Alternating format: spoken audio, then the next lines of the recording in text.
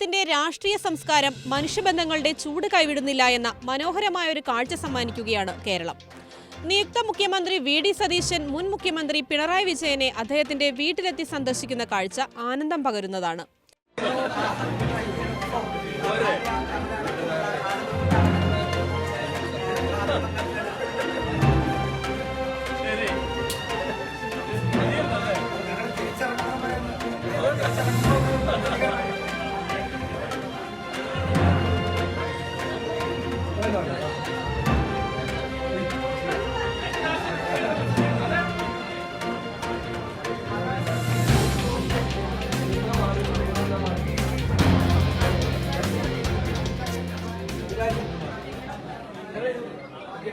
ഇതൊരു ഓർമ്മപ്പെടുത്തലാണ്.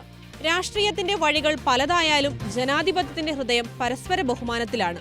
പദവികൾ മാറാം, ഭരണങ്ങൾ മാറാം, പക്ഷേ കേരളത്തിന്റെ രാഷ്ട്രീയ സംസ്കാരം അത് പാരസ്പര്യത്തിൻ്റെതാണ്, സ്നേഹത്തിൻ്റെതാണ്, സഹകരണത്തിൻ്റെതാണ്.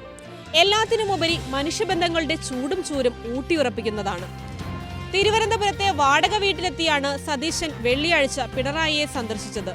വസതിയിലെത്തിയ സതീശനെ പിണറായി വിജയനും കുടുംബവും സ്വീകരിച്ചു. വെള്ളിയാഴ്ച ഉച്ചയ്ക്ക് 12 മണിയോടെയാണ് സതീശൻ സന്ദർശനം നടത്തിയത്. ശാസ്തമംഗലത്തെ അടൂർ പ്രകാശിന്റെ വീട്ടിൽ നിന്നാണ് ഇവിടേക്ക് എത്തിയത്. പിണറായി ഭാര്യയ്ക്കും മകൾക്കും മറ്റു കുടുംബാംഗങ്ങൾക്കും ഒപ്പം വന്നാണ് സതീശനെ സ്വീകരിച്ചത്. മുഖ്യമന്ത്രിയായി സതീശനെ AICC പ്രഖ്യാപിച്ചതിന് പിന്നാലെ പ്രതിപക്ഷ നേതാവായി പിണറായി വിജയനെയും CPM തീരുമാനിച്ചിരുന്നു.